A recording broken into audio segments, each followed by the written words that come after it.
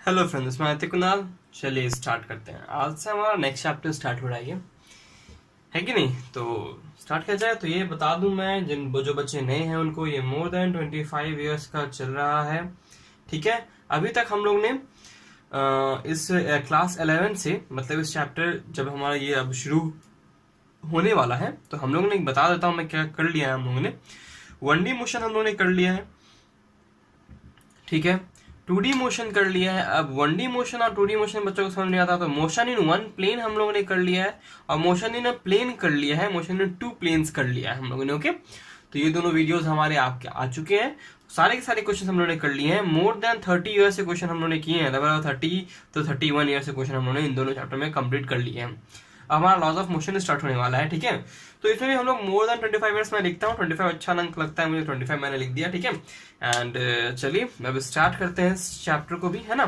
तो आज क्या देखने वाले हैं हम लोग इस वीडियो में? 2017 का एक क्वेश्चन है, फिर एक और है, फिर एक और, यानी 3 क्वेश्चन 2017 में पूछे गए, ये देखने वाले हैं। अब जो बच्चे नए हैं उसको शक करेंगे, सर 2018 वाला क्वेश्चन कहाँ गए? 2018 तो एग्जाम हो गया, 2019 की तैयारी कर रहे हैं हम लोग। तो 2018 के लिए ना, मैं जो 45 क्वेश्चंस आते हैं फिजिक्स में 2018 में जो आया भी है, उन क्वेश्चंस को मैं अप्रैल में करवाऊंगा एज अ मॉक के रूप में, ठीक है। तो सारे के सारे क्वेश्चन का, मतलब 10-12 क्वेश्चन का एक ही 2-3 पार्ट में वीडियो आएगा, और वो मतलब एक साथ, मतलब उसका वीडियो आएगा। और हम लोग ये मुआयना करने की कोशिश करेंगे, हम लोग एक जांचने का कोशिश करेंगे कि हम लोग ने पिछला 30 साल का जब क्वेश्चन सॉल्व किया सारा का सारा फिजिक्स का, तो 2018 में हमें कितना प्रॉफिट हुआ और कितना हम समझ पाए 2018 के क्वेश्चन को। तो इससे हमें एक 2019 का आइडिया मिलेगा। उस समय तक हम लोगों ने पिछले 31 साल के क्वेश्चन सॉल्व कर लिया होगा, और 2019 का एग्जाम हम लोग देने वाले होंगे, ठीक है। और इसी तरह से हम लोग को पता चलेगा कि हाँ, पास या सॉल्व करने से कितना फायदा हमें मिला है, और ये तो पक्का है कि मिलेगा, तभी तो मैं करवा रहा हूँ। तो चलिए स्टार्ट करते हैं। और मुझे पता है 2018 में बहुत सारे क्वेश्चन इन्हीं पीछे कॉन्सेप्ट से आते हैं, तो मैं वहां दिखाऊंगा कि किस क्वेश्चन किस ईयर से रिलेशन था, ठीक है। तो उसके लिए इंतजार करना पड़ेगा आपको अप्रैल तक का। अभी हम लोग स्टार्ट करते हैं लॉज ऑफ मोशन हमारा, ठीक है। जैसा मैंने कहा है कि मैं कम बात करूंगा, तो अभी तो पहला वीडियो था, तो पहला वीडियो में थोड़ा सा बोलना तो बनता है भाई, ताकि जो नए बच्चे वो समझ में आए, जो नहीं क्या है कि नहीं, तो इसीलिए उतना बात तो चलता है ना। चलो, उसके लिए मुझे बेयर कीजिएगा। तो क्वेश्चन नंबर 1 हम लोग देखते हैं। चलो आ गया होगा आप लोग के सामने क्वेश्चन। तो 2 blocks A and B of masses 3 m and m respectively are connected by a massless and inextensible string। दिख रहा होगा डायग्राम आप लोग, है ना। A और B है जो 3m और m मास है, कनेक्ट किया गया उसको inextensible string से, जो कि massless string है, ठीक है। The whole system is suspended by a massless spring as shown in figure. The magnitude of acceleration of A and B immediately after the string is cut are respectively। अब क्या है यहाँ पर कि हमारा जो मासलेस स्ट्रिंग है उसका ध्यान रखिएगा। मासलेस स्ट्रिंग जब होता है तो टेंशन उसमें चारों तरफ बराबर होता है। एक चीज ध्यान रखिए कि जब टेंशन का, एक छोटा सा कॉन्सेप्ट बता रहा हूँ, ठीक है। इसको एक क्लास के रूप में भी ले सकते हैं आप लोग, क्योंकि क्वेश्चन का क्लास चल रहा है हम लोग का, तो क्लास के रूप में लीजिए। एक एक कॉन्सेप्ट हम लोग बात करते हैं यहाँ पे।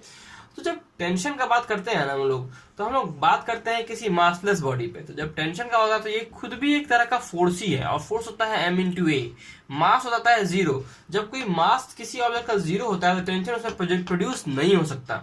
इसीलिए जब कोई मास वाला स्ट्रिंग होता है, मान लेते हैं ये स्ट्रिंग, इसका मास है, इसका यूनिफॉर्म मास है, और यूनिफॉर्म मास 10 kg का ये स्ट्रिंग है, ठीक है। ये 10 kg का स्ट्रिंग है, और ये है, इसका लेंथ जो है वो भी 10 मीटर लेंथ है, ठीक है, 10 मीटर लेंथ है। तो अगर मैं ये कहूं कि इसके मिड में, अगर यहाँ पे जो फोर्स लग रहा है वो मेरे पास 20 न्यूटन का फोर्स है, तो ठीक मिड में कितना फोर्स लगेगा? तो यहाँ पर क्या होगा ना, ये 2 ब्लॉक की तरह आपको कंसीडर करना पड़ेगा। उसके बीच में आप लोग को एक मासलेस स्ट्रिंग लगाना पड़ेगा, और आप बोलेगा 20 न्यूटन का फोर्स, और ये हो जाएगा मेरे पास 5 kg, और ये हो जाएगा मेरे पास 5 kg बाय सिमेट्री, ठीक है। बाय सिमेट्री ऐसा हो जाता है। अब इसका आप एक्सेलरेशन निकालेंगे, एक्सेलरेशन निकलेगा 20 अपॉन F अपॉन m, यानी कि 10, यानी कि 2 मीटर पर सेकंड का एक्सेलरेशन आया। अब इस बारे में 2 मीटर पर एक्सेलरेशन आ गया, तो यहाँ पे जो टेंशन लग रहा होगा वो कितना होगा? Tension is equal to mass into a, यानी कि 5 इंटू 10, यानी कि 5 इंटू 2, यानी कि हो गया ये 10 न्यूटन। तो यहाँ पे लगेगा 10 न्यूटन टेंशन, और एक इधर जाएगा एक इधर जाएगा, इसलिए टेंशन दोनों कैंसिल आउट हो जाएगा। तो यहाँ पर हम लोग को कुछ बात समझना वाला बात क्या मैंने बोला कि टेंशन वही लगता है जहाँ पे मास होता है। इसीलिए जो मासलेस स्ट्रिंग बहुत बच्चों को समझ आता है मास मतलब क्या हुआ। तो मास मतलब क्या हुआ कि अगर मेरा 2 ब्लॉक उससे कनेक्टेड है तो उसके बीच में टेंशन कहीं बदल नहीं रहा। इसका मतलब ऐसा नहीं है, जैसे मैं डायग्राम बना देता हूँ, डायग्राम अब तो क्वेश्चन तो आपके सामने नहीं रहा होगा ना, इसीलिए। तो ये जो मेरे पास ये बॉडी है ए और इसकी जो स्ट्रिंग है ये बी है, जो यहाँ पे जिसका मास m है, इसका मास 3m है। तो इसके बीच में अगर टेंशन मान लेते हैं यहाँ पे कुछ मास लग रहा होगा, mg लग रहा होगा, तो यहाँ पे कुछ और बढ़ जाए mg, फिर यहाँ और कुछ बढ़ जाए mg, ऐसा नहीं होता, सब जगह mg ही लगता है। ठीक है, तो चलिए दूसरा कॉन्सेप्ट यहाँ पे ध्यान रखना है क्या, कि जब भी एक स्प्रिंग पे फोर्स लगा हुआ होता है ना, और उस स्प्रिंग को उस फोर्स से छोड़ा जाता है, मतलब बोलता है कि ऐसे मान लो कि हम इसको पकड़े हुए, ठीक है, ये मान लो स्प्रिंग है, मैंने इसे खींचा हुआ है, जब मैं इसे खींच के रखे हुए हूं तो क्या होगा, ऐसे मैं छोड़ूंगा ना, तो उस एक इंस्टेंट के लिए, वो आप लोगों को पता नहीं चलेगा नॉर्मली, लेकिन उस इंस्टेंट के लिए ये स्प्रिंग यहीं रहेगा, और उस इंस्टेंट के समय इसमें अभी भी एक ये सोचेगा ना कि मेरे पास अभी भी फोर्स लग ही रहा है। कुछ देर बाद इसको समझ में आएगा कि यार फोर्स लगना बंद हो गया, तो ये आवाज समझ आ जाएगा। लेकिन वो जो इंस्टेंट होता है इतना छोटा होता है ना कि आप लोग को पता ही नहीं चलता ये सच में होता भी है ऐसा कि नहीं होता। तो ये दिमाग में रखना है कि अभी यहाँ पर जितना फोर्स लग रहा है इन दोनों मास के कारण, उतना फोर्स इसे कट हो जाने के बाद भी लगता रहेगा, स्प्रिंग को पता ही नहीं चलेगा। उस इंस्टेंट के बारे में बात किया जा रहा है यहाँ पे। तो चलिए देखते हैं हम लोग, है कि नहीं, क्वेश्चन को आगे बढ़ाते हैं। तो ऐसा क्वेश्चन को आगे बढ़ाने का तरीका क्या है कि जरा देखो स्प्रिंग के ऊपर फोर्स कितना लग रहा है। जो स्प्रिंग फोर्स है, मैं Fs लिखता हूं, वो 3m + m लग रहा है, यानी कि कितना लग रहा है, 4mg लग रहा है। और स्प्रिंग फोर्स को हम लोग k × x लिखते हैं, यानी कि 4mg is the spring force जो हमारा लग रहा है इसके ऊपर। अब चलो मान लेते हैं कैसे लग रहा था, ये 3mg यहाँ लग रहा था और ये mg यहाँ लग रहा था, ठीक है, और इसके ऊपर यहाँ पर एक फोर्स ऑफ स्प्रिंग लग रहा था, ठीक है, ये फोर्स ऑफ स्प्रिंग लग रहा था यहाँ पर। अब क्या हुआ कि जैसे मैंने इसको काट दिया तो ये फोर्स जो है mg ना, वो तो लगना बंद हो जाएगा, तो mg तो लगना बंद हो गया। तो अभी भी ये जो ब्लॉक है उसके ऊपर कितना फोर्स लग रहा है, 3mg, क्योंकि ये तो लगना बंद हो जाएगा ना भाई। लेकिन ये स्प्रिंग फोर्स कैसे हो जाएगा, अभी भी इसके ऊपर क्या है, 4mg का फोर्स। मतलब समझो इस बात को, स्प्रिंग उस समय के लिए नहीं सोच पाएगा कि उसका mg जो है वो खत्म हो गया, वो सोचेगा कि नहीं यार 4mg लग रहा है। उस थोड़ी देर के बाद, थोड़ा देर मतलब क्या, बहुत माइन्यूट सेकंड, 0.001 सेकंड टाइप का टाइम है ये, ठीक है ना, उतने माइन्यूट सेकंड के लिए स्प्रिंग क्या सोचेगा कि चलो ठीक है मेरे पास 4mg ही फोर्स लग रहा है। और अगर वो सोचेगा कि 4mg ही फोर्स लग रहा है तो देखो एक इनबैलेंस क्रिएट हो गया, 4mg ऊपर की ओर और 3mg नीचे की ओर। तो अब ये ए ब्लॉक ऊपर की ओर जाएगा, फेंकाएगा धाम से नहीं, ठीक है, धाम से नहीं का मतलब क्या हो गया, मैं अपने लाइन में चला गया, तो ये बहुत तेजी से ऊपर जाता है, ठीक है। तो यहाँ पे एक्सेलरेशन प्रोड्यूस करता है ये, क्योंकि इस पे एक रिजल्टेंट फोर्स एक्ट करने लगा, ठीक है। तो अब क्या पूछ रहा है हमें पूछ रहा है कि दोनों ब्लॉक का एक्सेलरेशन कितना होगा। तो सिंपल एज दैट ना, इस ब्लॉक का एक्सेलरेशन कितना होगा भाई देख लो, क्योंकि ये फ्री फॉल कर रहा है, तो m बॉडी का एक्सेलरेशन g हो जाएगा। नॉर्मली सोचो, कोई ज्यादा कैलकुलेशन में मत जाओ, क्योंकि कैलकुलेशन जाने का कॉन्सेप्ट जब तक क्लियर है आपका, तो आपको कैलकुलेशन में कोई जरूरत नहीं पड़ना चाहिए। कॉन्सेप्ट को क्लियर रखो, बस सिंपल से बात क्या है, ये ऑब्जेक्ट फ्री फॉल कर रहा है। वैसे कैसे बोलते हैं, एक बॉल को हम लोगों ने छोड़ दिया ऊपर से, कितना फोर्स लग रहा है उसके ऊपर, सिंपल बोलते हैं ना कि जी इसका एक्सेलरेशन होगा। कभी बोलते हैं कि इसका वेलोसिटी नीचे जाके बढ़ रहा है सर, तो जी बदल रहा होगा, ऐसा तो कुछ नहीं बोलते हम लोग। जो नॉर्मली मोशन हम लोग पढ़ते हैं काइनेमेटिकल इक्वेशन का 2D या 1D, जो पैराबोला पढ़ते हैं, तो बोलते हैं कि जी लग रहा होगा। उस समय दिमाग में नहीं आता यार फोर्स के बारे में। अब जब लॉज ऑफ मोशन में बच्चा पहुंच गया तो बोलता है सर यहाँ फोर्स लग रहा होगा, फोर्स लग रहा होगा। अरे भाई यही दिमाग तुम उसमें क्यों नहीं लगाए, क्योंकि वहां नहीं लगाना है, यहाँ भी नहीं लगाना है, सिंपल एज दैट। कोई ऑब्जेक्ट अगर नॉर्मली गिर रहा है तो उसके ऊपर जी फोर्स लग रहा है, जी लग रहा है, वेट लग रहा है, m × g लग रहा है, फोर्स एक्सेलरेशन का जी होगा, ठीक है। तो इसका एक्सेलरेशन कितना हो गया, जी, छोटे वाले मास का। अब बात करते हैं हम लोग ऊपर वाले मास का, यानी कि ए वाले मास का कितना एक्सेलरेशन होगा। मतलब ए वाले मास का एक्सेलरेशन कितना होगा, 4mg नेट फोर्स है जो कि ऊपर लग रहा है, यानी larger force minus smaller force जो कि अपोजिंग फोर्स है ना। एक्चुअली अब ये अपोजिंग फोर्स बन गया, मोशन तो इस तरफ होने वाला है, अब मोशन इस तरफ होने वाला है, ये अपोजिंग फोर्स बन गया। अब ये कितना एक्सेलरेशन देगा इसके ऊपर, ये एक्सेलरेशन देने का कितना कोशिश करेगा, ma, तो m कितना इसका 3m है ना, 3m × a देने का कोशिश करेगा, है ना। एक्सेलरेशन मान लेते हैं ऊपर जा रहा है एक्सेलरेशन a से। तो अब देखो, अब इतना समझ में आ गया। अभी हमें क्या मिला, mg मिला, और ये मिला कितना 3m × a, m से m कट गया तो a कितना आ गया, g/3 आ गया। तो सिंपल हमारे पास कैलकुलेशन ये आ गया g/3। बस अब ध्यान रखना क्या है कि अगर कोई डायरेक्शन भी पूछे तो समझ जाओ कि अगर तुमने a को पॉजिटिव लिया है तो आंसर आपका क्या हो सकता है, या तो आपने g को यहाँ पे मिटाता हूँ, ठीक है, तभी समझ में आएगा। या तो a आपका ऊपर था, है ना, g आपका नीचे था, या तो आंसर आपका ये होना चाहिए -g यानी ये बी का, ये अगर मैं यहाँ पे कर देता हूँ ए का एक्सेलरेशन आपको लिखना है और यहाँ पे बी का एक्सेलरेशन लिखना है, उसका दो आंसर हो सकता है। अब देखिए दो आंसर क्यों हो सकता है, क्योंकि जो बच्चे समझ रहे हैं वहां पे साइन को लेना बहुत जरूरी है। अगर ऑप्शन आपको कंफ्यूज करे साइन दे करके तो मैं बता देता हूँ कैसे कंफ्यूज करेगा। मान लेते हैं फ्यूचर में ऐसा क्वेश्चन आया तो एक्सेलरेशन, अब ए का एक्सेलरेशन कितना है, ए है ऊपर की ओर यानी g/3 है। अब मैं मानता हूं पहले केस में, ए वाले केस में मैं मान रहा हूं कि मैंने ऊपर को पॉजिटिव माना है और बी वाले केस में मैं नीचे को पॉजिटिव मान रहा हूं। तब अब ए वाले केस में मैंने ऊपर को पॉजिटिव माना तो ए ब्लॉक का एक्सेलरेशन किधर है, ऊपर की ओर ही है ना, तो g/3, तो g/3 इसका पॉजिटिव आएगा, लेकिन इसका माइनस जाएगा क्यों, नीचे है। अब मैंने बी वाले केस में नीचे को पॉजिटिव माना है, तो नीचे को पॉजिटिव माना है तो इसका माइनस g/3 आएगा क्योंकि इसका एक्सेलरेशन ऊपर की ओर है और बी ब्लॉक का नीचे, इसका एक्सेलरेशन प्लस g आएगा। ओके, बट आपके लक के हिसाब से अगर देखा जाए तो आपका लक काफी अच्छा है। जो इस क्वेश्चन को सॉल्व किए होंगे उन्हें कोई माइनस प्लस का झंझट नहीं देखना पड़ा, इसलिए यहाँ पे कोई माइनस प्लस नहीं दिया है, डायरेक्ट एक्सेलरेशन दिया है। तो इसलिए आंसर इसका हो जाएगा ए ब्लॉक का g/3 और बी ब्लॉक का g। अब देखिए मैंने समय इसमें क्यों लिया, क्योंकि ये क्वेश्चन काफी इंपॉर्टेंट क्वेश्चन है और ये स्प्रिंग के एक बहुत बड़े कॉन्सेप्ट को कंज्यूम करता है अपने अंदर और एक प्लस माइनस वाले कॉन्सेप्ट को भी कंज्यूम करता है, जो मेरे हिसाब से एग्जामिनर कोई और क्वेश्चन को अगर हार्ड करना था तो उसे देना चाहिए था जरूर। ठीक है, बट ऐसा क्वेश्चन आया तो आप लोग सॉल्व कर सकते हैं। नेक्स्ट क्वेश्चन देखते हैं, आपको सामने दिख रहा होगा अभी। One end of the string of length L is connected to a particle of mass m and the other end is connected to a small peg on a smooth horizontal table. If the particle moves in a circle with speed v, the net force of the particle directed towards center will be T represents the tension in the string। कि क्या होगा, मतलब net force जो अंदर की ओर आएगा वो क्या होगा, T रिप्रेजेंट करता है the tension in the string. ठीक है, 2017 में क्वेश्चन आया था।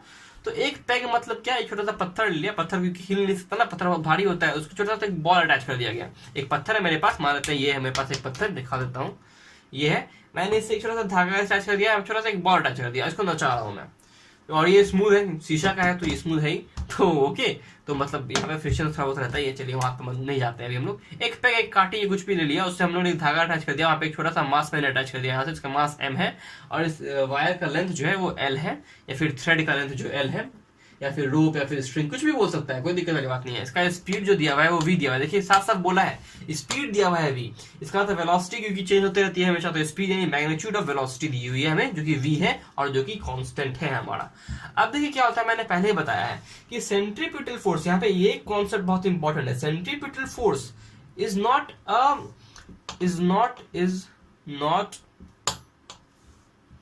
एन इंडिविजुअल और सेल्फ एग्जिस्टिंग फोर्स नहीं है, इंडिविजुअल फोर्स नहीं है ये कोई, मतलब ये कोई अलग सा फोर्स नहीं है। ये स्टेटमेंट थोड़ा सा अजीब सा लगता है बहुत लोगों को, लेकिन ये एक समझने वाली लैंग्वेज में मैंने लिखा है। It's not a statement which you can write in the examination. ठीक है, ये बस समझने के लिए, अपने नोट्स शॉर्ट नोट्स बनाने के लिए आप लोग इसे लिख सकते हैं, आप याद रख सकें।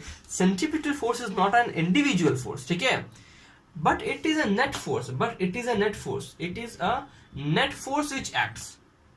ठीक है, ये नेट फोर्स है जो कि एक्ट करता है। तो ये चीजें जो है ना, बहुत दिमाग रखने पड़ती है इसमें, इन तरह के क्वेश्चन सॉल्व करने में। अब क्या होता है, यहाँ पर पूछा सिंपल सा क्वेश्चन है भाई मेरा यहाँ पे, कि मेरे पास एक ये है जिसमें अंदर की ओर जो फोर्स लगेगा वो टेंशन के बराबर है। ठीक है, तो यहाँ पर इस बॉल पे कितना फोर्स लग रहा है, लोग बोलेंगे सर देखिए T लग रहा है, एक mv²/L लग रहा है, यानी R जो कि सेंट्रीपिटल फोर्स होगा और टेंशन वाला फोर्स होगा ये, और ये होगा, दो फोर्स लग रहे हैं। भाई ऐसा नहीं है, अगर आप दो फोर्स लगा रहे हैं तो आप क्या कहिएगा, सेंट्रीपिटल फोर्स भी अंदर है ना, आप बोलिएगा ना सेंट्रीपिटल फोर्स भी सर अंदर है, तो इसको आप बोलिएगा sir T plus centripetal force, ठीक है, सेंट्रीपिटल फोर्स और इक्वल टू 0। ऐसा कैसे हो सकता है, अगर ये दोनों इसी तरफ हो गया तो बॉल को इधर ढाई से, फिर मैं बोला इधर बहुत तेजी से अंदर की ओर आ जाना चाहिए, है कि नहीं, तो बहुत अंदर की ओर तेजी से आ जाएगा तो सर्कुलर मोशन करेगा ही नहीं, लेकिन सर्कुलर मोशन कर रहा है, जरूर कोई लोचा है यहाँ पे, है ना वो लोचा। तो लोचा क्या है कि हम लोग सेंट्रीपिटल फोर्स को इंडिविजुअल फोर्स के रूप में देख रहे हैं यहाँ पर, लेकिन इंडिविजुअल फोर्स नहीं, एक नेट फोर्स है जो कि जनरेट हो रहा है किसी एक एक्शन के कारण, और वो एक्शन यहाँ पे क्या है, ये टेंशन। तो this means the tension plus centripetal force is not equal to 0। ये बहुत रॉन्ग स्टेटमेंट हो जाएगा हमारा। एक्चुअली में हमें क्या लिखना पड़ेगा कि टेंशन जो है ना वही जनरेट कर रहा है सेंट्रीपिटल फोर्स को। इसलिए centripetal force is not a individual force, एक अलग सा कोई फोर्स नहीं है, ये यही टेंशन है। क्योंकि यही टेंशन इसको जनरेट कर रहा है। This is why tension is equal to mv²/L। And यहीं पे जो आंसर है ना, ये बच्चों को अटका देता है। वो बोलते हैं सर ये जो आंसर आया आपका टी, वो कैसे आ गया? यानी क्या पूछ रहा था क्वेश्चन में, फिर से पढ़ते हैं। If the particle moves in a circle with speed v, the net force on the particle directed towards the centre will be. इस पार्टिकल के ऊपर नेट फोर्स जो अंदर की ओर जा रहा है वो कितना होगा? तो इतना होगा। या तो mv²/L लिख दिया देगा तुमको ऑप्शन में, या तो t लिख देगा। ना ही t प्लस mv²/L होगा, ना ही t माइनस mv²/L होगा। ठीक है, आइए मैंने सेंट्रीपिटल फोर्स के बारे में बात कही, लेकिन अगर हम लोग सेंट्रीफ्यूगल कॉन्सेप्ट से चलें तो अब कोई बोलेगा सर तुम्हारा सेंट्रीफ्यूगल कॉन्सेप्ट से चलूं तो उसमें तो क्या होता है ना कि एक पार्टिकल है, उस पार्टिकल के ऊपर एक फोर्स इस तरफ लग रहा है, mv²/L हो जाएगा, और इसके अंदर टेंशन लग रहा है ना। तो अब सर आप क्या बोलिएगा, अभी तो आपने इसको ऐसे दिखा दिया, तो अभी भी वही बात है भाई, क्योंकि सेंट्रीफ्यूगल फोर्स तो ऐसे ही एक स्यूडो फोर्स है, और वो खुद भी एक फोर्स से ही जनरेट होगा, क्योंकि सेंट्रीपिटल हो चाहे सेंट्रीफ्यूगल हो, दोनों एक फोर्स के कारण जनरेट होता है। और यहाँ तो और सोने पे सुहागा हो गया, क्योंकि दोनों आपका अपोजिट डायरेक्शन में लगता हुआ दिखाई दे रहा है, और इसीलिए आप लोग बोलिएगा कि हाँ सर अब लग रहा है कि दोनों इक्वल है। लेकिन आपने जब इसी को ही इधर करके लिखा था ना सेंट्रीपिटल वाला को, और आपने t = mv²/L लिख दिया था, तो हमें समझ नहीं आया। एंड इसी कारण हर टीचर आप लोगों को कभी सेंट्रीपिटल कॉन्सेप्ट नहीं सिखाता, डायरेक्ट बोलता है t = mv²/L, सेंट्रीफ्यूगल कॉन्सेप्ट लगाओ, स्यूडो फोर्स का कॉन्सेप्ट लगाओ, ताकि वो नहीं चाहता है, या तो वो जानते नहीं है, या तो वो आपको कंफ्यूज करना नहीं चाहते। देखिए मैंने कंफ्यूज नहीं किया, कॉन्सेप्ट क्लियर किया है, ठीक है। या तो वो आपको बताना नहीं आते, या तो खुद का कॉन्सेप्ट क्लियर नहीं है, या तो वो बहुत समझदार है, वो जानते हैं कि अगर ऐसा बताएंगे कि बच्चे कंफ्यूज जाएंगे। लेकिन मैं आपको ट्रू बता रहा हूँ, सच्चाई क्या है, सच्चाई यही है कि हमारे जो सेंट्रीफ्यूगल सेंट्रीपिटल फोर्स है, सेंट्रीफ्यूगल फोर्स का एग्जिस्टेंस आया ही कहां से? वो इसीलिए आया क्योंकि हम लोग को ये कॉन्सेप्ट समझ नहीं आता। t = mv²/L, जो जबकि दोनों इधर ही लग रहा है, तो ये कैसे हो गया भाई? दोनों फोर्स इधर ही लग रहा है, फिर उन्होंने इसको क्यों कर दिया? तो इस कॉन्सेप्ट को थोड़ा इजी करने के लिए, बच्चों को थोड़ा समझाने के लिए कि हाँ बच्चों देखो ऐसा होता है। अभी होता कैसे है, हम लोग सेंट्रीपिटल के इक्वल नहीं किए, हम सेंट्रीफ्यूगल के इक्वल किए हैं, इसीलिए ऐसा होता है। तो बच्चा खुश, हाँ भाई सर ने सही पता, सेंट्रीफ्यूगल तो देखो दोनों डायरेक्शन अलग अलग है, तो दोनों तो इक्वल में होगा ही। अब जब दोनों को प्लस कीजिएगा तो क्या लिखेगा, t - mv²/L लिखिएगा, = 0 लिखिएगा, तो ये इक्वेशन बहुत सही हो जाएगा। तो यही कुछ प्रॉब्लम है। लेकिन फिर जब ये क्वेश्चन जब आया है 2017 में, तो वो जानता था कि कोई ना कोई बच्चा इस तरह का कॉन्सेप्ट लगाएगा, और जब तक उसको ये क्लियर ना रहे कि सेंट्रीफ्यूगल और सेंट्रीपिटल एक इंडिविजुअल फोर्स नहीं होता है, एक नेट फोर्स होता है, उसके आंसर को गलत होने का चांसेस 90% है। ठीक है, राम भरोसे कोई मार दिया, भगवान भरोसे, अल्लाह भरोसे कोई मार दिया, चलो ठीक है टिक मार देते हैं, तो भले बात अलग है, तो सही हो जाए। लेकिन हाँ, क्योंकि उनके पास तो पावर है ना भाई। चलो नेक्स्ट क्वेश्चन देखते हैं। आज मैं थोड़ा सा इन क्वेश्चंस को मैं थोड़ा ज्यादा समझा रहा हूँ, बिकॉज ये चैप्टर बहुत अच्छा चैप्टर है, इसमें बहुत सारे क्वेश्चन आपको समझने बहुत इंपॉर्टेंट है, और ये बहुत सारे क्वेश्चन आपको आते भी हैं। 17 मिनट हमारा अभी हो चुका है, लेकिन क्वेश्चन नंबर 3 में देखना तो है। A rope is wound around a hollow cylinder of mass 3 kg and radius 40 cm. What is the angular acceleration of the cylinder if the rope is pulled with a force of 30 Newton? Question को मैंने बस read कर दिया, ज्यादा कुछ मैंने उसमें बोला नहीं। सिंपल बात बता देता हूँ मैं। सबसे पहले एक सर्कुलर मोशन अगर आपके सामने होता है, कभी भी हो, ठीक है, हमेशा ही होता रहता है, दिमाग नाचता रहता है ना भाई, कभी इनको संभालना है, कभी उनको संभालना है, कभी उनका कॉल आ गया, कभी मेरा कॉल आ गया, मतलब मेरा कॉल तो आपको नहीं आता, मतलब उनका समझ रहे हैं ना। तो ये जो सर्कुलर मोशन जब होता है, तो यहाँ पे जो एक्सेलरेशन होता है दो, एक होता है centripetal acceleration which is equal to mv²/r, ठीक है, या फिर l जो भी है थ्रेड अगर है, तो इसको हम लोग अगर v को हम लोग ऐसे लिखते हैं ना, v = ω/r लिखते हैं, तो अगर v को हम लोग ω²r से करें तो r से कट जाएगा, तो हो जाएगा mω²r, ठीक है। ऐसे भी फॉर्म एक और फॉर्मूला होता है, उसको छोड़ देते हैं अभी। और एक होता है टेंजेंट वाला, और एक होता है at, और टेंजेंट वाला का जो at का जो फॉर्मूला होता है वो होता है आपका क्या, α/r, ठीक है। ये ध्यान रखिएगा, एक वीडियो में मैंने शायद गलत बता दिया, यहाँ पे कुछ और कर दिया है मैंने, उसको ध्यान रखिएगा, मैंने ω² कर दिया है शायद, ठीक है ना। तो वो तुम्हारा SHM वाले कॉन्सेप्ट में चला जाता है, और वो भी एक तरह का एक्सेलरेशन ही होता है, उसमें कोई दिक्कत वाली बात नहीं है। लेकिन AT वो नहीं होता, मैंने AT के इक्वल में उसको लिख दिया है, तो वहां पे उसको करेक्ट कर लीजिएगा। मैंने हालांकि उसी वीडियो में एक बार लास्ट में उसको करेक्ट भी किया है अपने आप को। तो AT = α और AC = इतना, और ये होता है एक्सेलरेशन जो कि इस डायरेक्शन में लगता है और इस वेलोसिटी की इंक्रीज कराता है। अगर हमारा कांस्टेंट सर्कुलर मोशन नहीं है, कांस्टेंट स्पीड वाला सर्कुलर मोशन नहीं है, तो ही 80 प्रेजेंट होगा। अगर हमारा स्पीड कांस्टेंट है किसी सर्कुलर मोशन में तो 80 प्रेजेंट नहीं होगा, एसी लेकिन फिर भी प्रेजेंट रहता है हमेशा, तभी तो वो एक्सेलरेशन, तभी तो वो वेलोसिटी जो होगी या फिर जो ऑब्जेक्ट होगा वो एक सर्कुलर मोशन, सर्कुलर पाथ पे मूव कर पाएगा। अब देख चलिए क्वेश्चन क्या पूछ रहा है। क्वेश्चन पूछ रहा है, a rope is wound around a hollow cylinder. एक रोप को हम लोग ने एक हॉलो सिलेंडर के आसपास बांधा है। तो मान लेते हैं ये सिलेंडर है मेरा, ये सिलेंडर है, मैंने इसके अगल बगल रोप बांध दिया, ठीक है, रोप बांध दिया। तो अब ये रोप है आपके सामने, देखिए मार्कर रख दिया मैंने। अब ये रोप इसके चारों तरफ से बंधा हुआ है, मैं अगर ऐसे खींचूं तो ये देखिए मैंने यहाँ पे मान लो तो धागा मेरे पास हाथ में है, ठीक है, मान लो। तो अब ये मैं खींच रहा हूँ तो ये ऐसे तो घूमेगा ना, जितना खींचूंगा मैं घूमता चला जाएगा। ऐसे अगर इसको मैं लपेटूं तो मेरा धागा भी ऊपर की ओर आधा चला जाएगा, है ना। तो उसी ढंग से क्या किया गया, एक हॉलो सिलेंडर है मेरे पास, हॉलो सिलेंडर है, मैं ऐसा बना रहा हूँ सिलेंडर को, ठीक है, मैं ऐसा बना रहा हूँ, इस ढंग से बना रहा हूँ, और धागा इसके ऊपर ऐसे लपेटा हुआ है। तो ये हॉलो सिलेंडर के ऊपर धागा लपेटा हुआ है और एक धागा से मैंने यहाँ से खींच दिया। और ये धागा जो मैंने खींचा है तो मैंने कितने न्यूटन से खींचा है, 30 न्यूटन फोर्स से मैंने खींच दिया था। और इसका रेडियस समवॉट दिया हुआ है कुछ, वो दिया हुआ है 40 सेंटीमीटर। तो आर इज इक्वल टू दिया हुआ है 40 सेंटीमीटर, जिसको मैं कन्वर्ट कर लेता हूँ मीटर में जाकर 0.4 मीटर्स होता है, ठीक है। एंड द मास दिया हुआ है, वो दिया हुआ है 3 kg, ठीक है। नाउ 3 kg मास दिया हुआ है, हॉलो सिलेंडर का दिया हुआ है। अब पूछ रहा है the angular acceleration, angular acceleration this means alpha पूछा जा रहा है आपसे। आपको पता है 80 इज इक्वल टू व्हाट होता है, अल्फा डॉट आर होता है। तो अल्फा इज इक्वल टू आपके पास क्या बचेगा, तो अल्फा इज इक्वल टू क्या होगा आपके पास, यहाँ पे मैं लिख देता हूँ, अल्फा इज इक्वल टू क्या हो जाएगा 80 अपॉन आर, है ना, 80 अपॉन आर।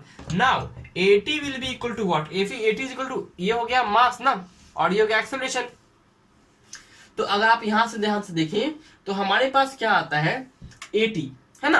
अब 80 जो होता है, ये जो न्यूटन है, इससे हम लोग मास से निकाल सकते हैं। लेकिन दिक्कत वाली बात क्या है, यहाँ पे हम लोग मास को डायरेक्टली यूज नहीं कर सकते हैं, क्योंकि ये एक हॉलो सिलेंडर दिया हुआ है ना, हॉलो सिलेंडर दिया हुआ है, हाँ हॉलो सिलेंडर दिया हुआ है। तो हॉलो सिलेंडर दिया हुआ है, इसलिए हम लोग मास को यूज नहीं कर सकते। यहाँ पे एक रोटेशनल मोशन हो रहा है, और रोटेशनल डायनामिक्स में हम लोग हमेशा रोटेशनल काइनेमेटिक्स में, डायनामिक्स में हम लोग कभी भी यूज करते हैं तो हम लोग यूज करते हैं किसको, आई को, यानी कि ये तो इनर्शिया का मेजरमेंट होता है ना, और ये रोटेशनल इनर्शिया का मेजरमेंट होता है आई, यानी कि मोमेंट ऑफ इनर्शिया। तो इसमें हमें आई यूज करना पड़ेगा। तो एक और फॉर्मूला होता है, चलिए मैं यहाँ पे ये बता दिया मैंने आपको, मैंने बताया कि बच्चों का मूवमेंट कैसे होता है, लेकिन आपको ये स्टेप्स नहीं करने हैं। अब करना क्या है, आपको एक और पता होना चाहिए, टॉर्क इज इक्वल टू होता है आई अल्फा, है ना। अल्फा ही तो निकालना है आपको, तो अल्फा इज इक्वल टू हो जाएगा मेरे पास टॉर्क अपॉन आई हो जाएगा, ठीक है। टॉर्क क्या होता है, एफ डॉट आर होता है, और आई कितना होता है हॉलो सिलेंडर का, याद कीजिए, आपको याद होना चाहिए। ऐसे अगर आपको याद नहीं होता आप एमआर स्क्वायर ले सकते हैं, लेकिन हॉलो सिलेंडर का जो सिंपल होता है वो एक रीडिंग के बराबर होता है, जो कि एमआर स्क्वायर ही होता है, ठीक है। एमआर स्क्वायर हम लोग ले लिए। अब देखिए क्या होगा यहाँ पे, अब हम लोग सारे के सारे वैल्यूज को पुट करेंगे, तो मैं वैल्यूज को यहाँ पे पुट कर देता हूँ, ठीक है। तो alpha is equal to F dot R upon M R square. F कितना है 30 न्यूटन है, आर कितना है मेरे पास, तो आर से ये आर कट गया, तो यहाँ पे आर नहीं लिखना पड़ेगा हमें, क्योंकि ये भी छोटा वाला आर है, तभी तो कटेगा, क्योंकि मैंने लिया नहीं छोटा वाला आर। चलो ठीक है, एम कितना है मेरे पास 3 kg है, आर कितना है अब नीचे वाला 0.4 हो जाएगा, ऊपर से आ जाएगा 10, और ये हो जाएगा 10, ये हो जाएगा 100, ये हो जाएगा मेरे पास 25 रेडियन पर सेकेंड स्क्वायर, ठीक है। जैसे हमारा ये क्वेश्चन सॉल्व होगा। तो यहाँ पर से मैंने बताया सर्कुलेशन कैसे कर सकते हैं अल्फा वाला आर से। आप यहाँ पे अगर 80 आप निकाल सके तो 80 निकाल सकते हैं, और उसका फिर आप लोग इसको इस ढंग से भी कर सकते हैं, ठीक है। तो चलिए आपको नेक्स्ट वीडियो में मिलता हूँ, bye bye guys, take care. Hope आपको वीडियो अच्छा लगा होगा। अच्छा लगा है तो क्या करना है, बस पढ़ते रहना है और एक अच्छा डॉक्टर बनना है, ठीक है। इससे ज्यादा मेरा कोई और डिमांड आपसे नहीं है। चलिए bye bye, take care, study smart and work hard.